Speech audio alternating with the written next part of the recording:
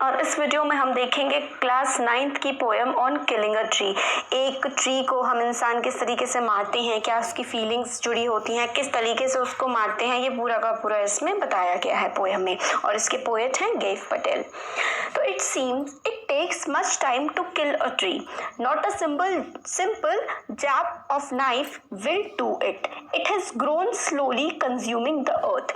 तो ये बताते हैं कि एक ट्री को किल करने में, एक ट्री को जान से मारने में बहुत टाइम लगता है। एक सिंपल सा जो जैब होता है किसी चीज को अगर आप हिट करते हैं फोर्सफुली या फिर चुभाते हैं किसी चीज को, वो काफी नहीं होता है एक ट्री को मारने के लिए, क्योंकि जो ट्री है वो स्लोली आराम से बड़ा हुआ होता है। कंज्यूमिंग द अर्थ, देखिए कंज्यूम का मतलब होता है पोषण लेते हुए, अर्थ से पूरी तरीके से पोषण लेते हुए, एनर्जी लेते हुए एक ट्री जो है वो बड़ा हुआ होता है। तो उसको सिंपल सा जैब, एक सिंपल सा हिट एक ट्री को मारने के लिए काफी नहीं होता। Rising out of it, feeding upon its crust, absorbing years of sunlight, air, water, and out of its leprous hide sprouting leaves.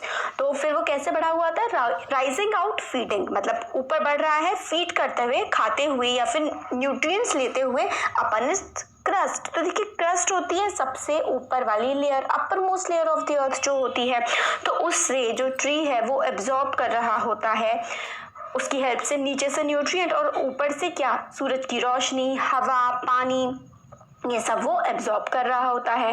And years of sunlight, air, water and out of its leprous hide.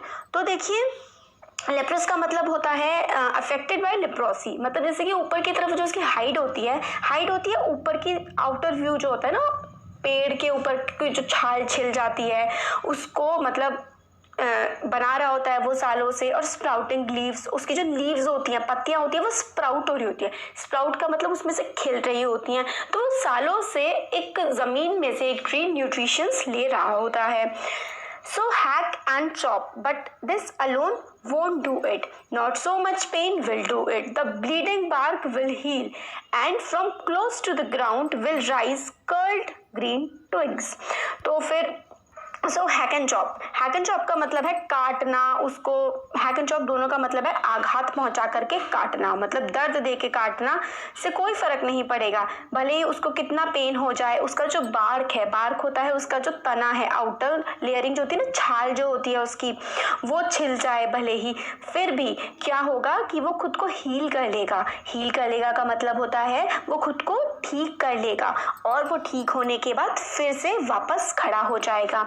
will rise curled green twigs, तो curled green twigs का मतलब है हरी हरी जो बारीक बारीक नई टहनियां होती हैं वो फिर से उसमें खिल करके आ जाएंगी।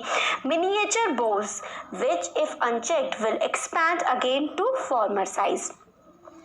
तो मिनिएचर बोस जो है वो फिर से जो होती है उसकी टहनियाँ बाहर की तरफ निकलती हुई, मिनिएचर छोटी छोटी जो टहनियाँ एक्सपैंड हो जाएंगी बाहर की तरफ, और अगर आप ध्यान नहीं दोगे तो वो फिर से क्या हो जाएगा, बाहर ऊपर खिल के आ जाएंगे, और जो उनका पहले वाला साइज था उस पेड़ का वो उसको वापस से क्या कर लेंगी, अटेन कर लेंगी, वैसे ही हो जाएंगी।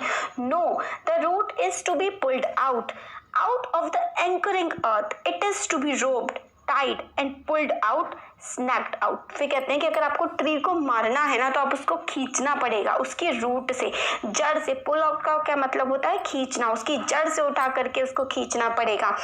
एंकरिंग अर्थ का मतलब होता है जो अर्थ ने पेड़ों की जो रूट के हेल्प से, उसकी जड़ों की हेल्प से पेड़ को जो संभाल के रखा हुआ है अर्थ ने, आपको उसको खींच करके निकालना पड़ेगा। रोप्ड मतलब रस्सियों से टाई करके उसको खींचो, स्नैप आउट करो मतलब उसको रस्सियों से बांधो उसके तने को, फिर उसको बाहर की तरफ खींचो, तभी जो है आप एक ट्री को मार सकते हो। उससे पहले आप एक ट्री को वरना नहीं मार सकते। इसमें ये पूरा का पूरा हमें बताया गया है।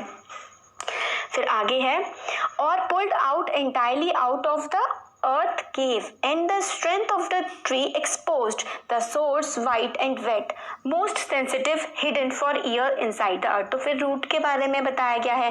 पुल्ड आउट एंटायरली, आपको पूरी तरीके से उसको बाहर निकालना होगा, पूरी स्ट्रेंथ के साथ, अपनी पूरी ताकत के साथ। जब ट्री जड़ सहित जमीन में से बाहर निकल जाएगा, जो सालों से वो पता नहीं कब से जमीन के अंदर दबा हुआ था, सोर्स वाइट एंड वेट, गीला क्योंकि पानी को उसने सोखे हुए था, सबसे सेंसिटिव, सबसे नाजुक नाजुक उसका जो पार्ट था, रूट जो हिडन थी, अर्थ में सालों से छुपी हुई थी, उसको अगर आप बाहर निकालोगे तभी एक ट्री को आप मार सकते हो।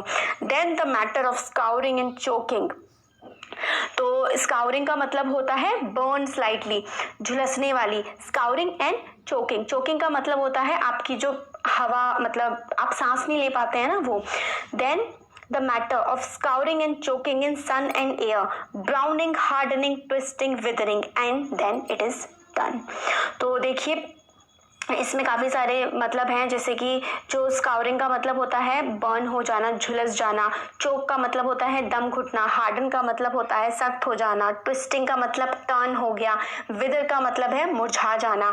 फिर इतना सब कुछ होने के बाद जो है ये मुरझा जाएगा और ये ख़त्म हो जाएगा। उसके बाद ये दोबारा कभी भी ज़िंदा नहीं हो पाएगा।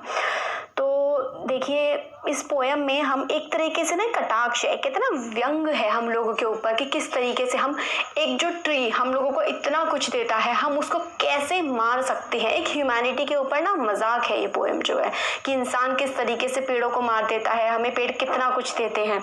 हर लाइन में हमें बताया गया जैसे कि आप उसको चोक कर दोगे, है ना, आप उसको क्राउन कर दोगे, जला दोगे, अगर पेड़ नहीं रहेंगे तो हम सूरज की जो वो है गर्मी से हम जल जाएंगे। हम अगर ऑक्सीजन नहीं देंगे पेड़ तो हम लोग चोक हो जाएंगे, हम लोग सांस नहीं ले पाएंगे, हम लोग वीक हो जाएंगे और हम लोग मर जाएंगे। तो ये जो पोयम है ना, इसमें ट्री को जो मारने का तरीका है ना, वो इंसान को मारने का तरीका है। अगर आप पेड़ काट देंगे तो आप इंसान को भी, इंसान जिंदा रह ही नहीं पाएंगे अगर पेड़ नहीं होंगे मतलब दुनिया में। तो यही इस पोयम में बताया गया है। तो ये